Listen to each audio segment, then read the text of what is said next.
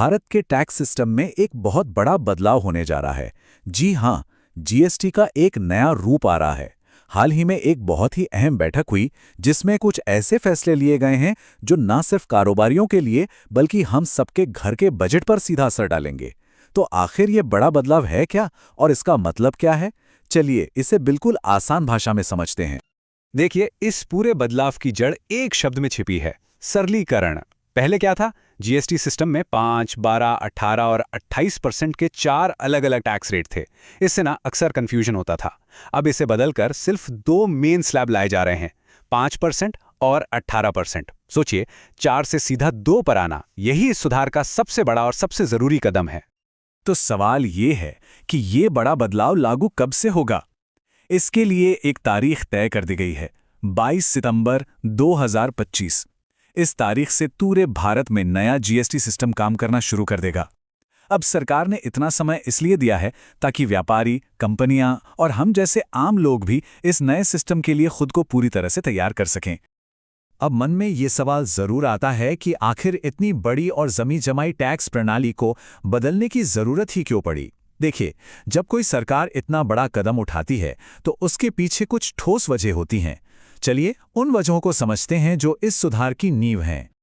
इस बदलाव के पीछे मोटे तौर पर 4 बड़े मकसद हैं। पहला, टैक्स के इस जाल को सुलझाना ताकि छोटे से छोटा व्यापारी भी इसे आसानी से समझ सके। दूसरा, कीमतें कम करके आम आदमी और कारोबारियों दोनों को राहत देना। तीसरा, जब सिस्टम सरल होता है तो टैक्स चोरी के रास्ते बंद हो जाते हैं, जिससे सरकारी खजाना भरता है।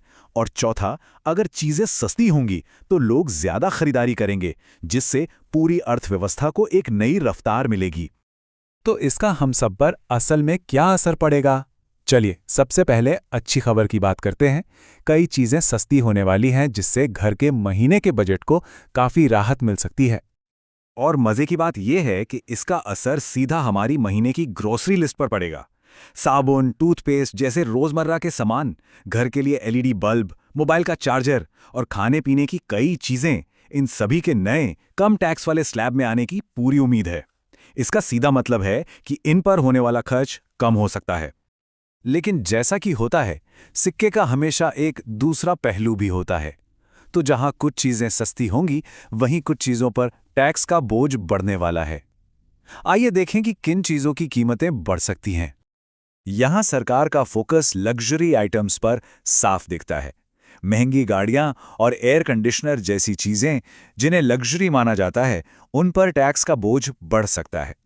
इसके पीछे सोच ये है कि जो लोग ऐसी महंगी चीजें खरीद सकते हैं, वो अर्थव्यवस्था में थोड़ा ज्यादा योगदान भी दे सकते हैं।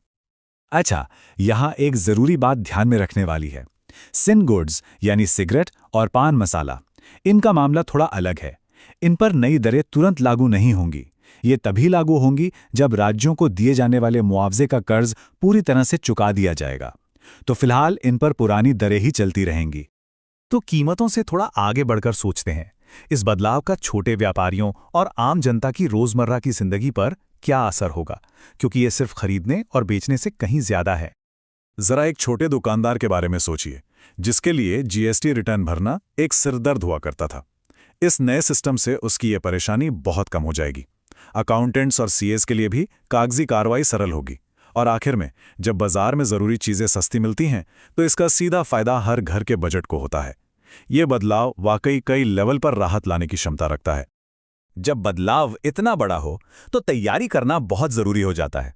तो अब सवाल ये है कि बिजनेस और हम जैसे आम ग्राहकों को सितंबर 2025 से पहले क्या कदम उठाने चाहिए? तो तैयारी कैसे करें, इसे 3 आसान स्टेप्स में समझ सकते हैं। पहला, अगर कोई कारोबार है तो अपने बिलिंग सॉफ्टवेयर और स्टॉक को नई दरों के हिसाब से अपडेट करने का काम अभी से शुरू कर देना चाहिए। दूसरा, एक ग्राहक के तौर पर उन चीजों की कीमतों पर नजर रखना शुरू कर दें जिन पर असर पड़ सकता है। और तीसरा, जो सबसे जरूरी है, किसी भी अफवाह पर ध्यान न दें और सही जानकारी के लिए हमेशा सरकारी जीएसटी पोर्टल को ही फॉलो करें। अंत में, ये सिर्फ कुछ चीजों के सस्ते या महंगे होने के बारे में नहीं है। असली सवाल तो ये है कि टैक्स प्रणाली में ये जो बुनियादी सादगी लाई जा रही है, ये लंबे समय में भारतीय अर्थव्यवस्था को कैसे प्रभावित करेगी। क्या ये व्यापार करने में आसानी को एक नया आयाम देगा? ये एक ऐसा सवाल है जिसका जवाब हमें आने वाले वर्षों में मिलेगा।